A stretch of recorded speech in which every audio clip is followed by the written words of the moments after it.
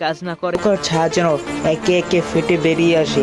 সে হঠাৎ থেমে যায়, যেন কোনো আত্মিক লড়াইয়ের মধ্যে পড়ে গেছে। দ্য ভয়েড ধীরে ধীরে নিঃশেষ হয়ে যেতে থাকে বিশাল শক্তির বিস্ফোরণের মাঝে।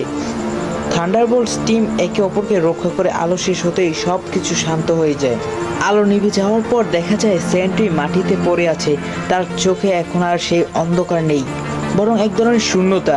সে যেন কাঁপছে, ভিতরে ভেঙে পড়েছে। এত শক্তির অধিকারী হয়েও ভিতরের যুদ্ধটা সে একাই লড়েছে।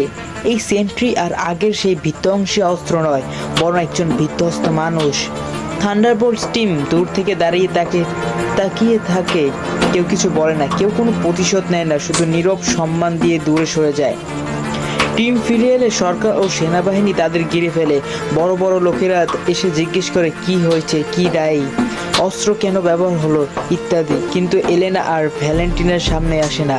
এবার কেউ কাউকে সালাম দেয় না, বরং সবার নিজের অবস্থান নিয়ে দাঁড়িয়ে থাকে। থান্ডারবোল্টস বুঝে যায় তারা কারো নিয়ন্ত্রিত পুতুল না, তারা এখন নিজেদের পথ নিজেদেরই ঠিক করবে।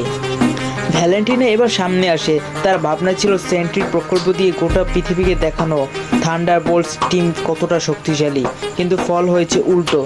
তার এই পরীক্ষার কথা প্রকাশ্যে এলে সরকার বাধ্য হয়ে তাকে সাময়িক বরখাস্ত করতে। ভ্যালেন্টিনা যদিও হেরে যেতে মানে না, সে চুপচাপ কোথাও অন্ধকারে গা ঢাকা দেয়, কারণ এমসিইউর নিয়মেই আছে শকুনেরা হার মেনে নেয় না, ওরা অপেক্ষা করে আবার ঝাঁপিয়ে পড়ার জন্য। থান্ডারবোল্ট সদস্যরা আবার এক জায়গায় দাঁড়ায়, এবার আর কারো নির্দেশে নয়, নিজেদের ইচ্ছায়। সবাই জানে এই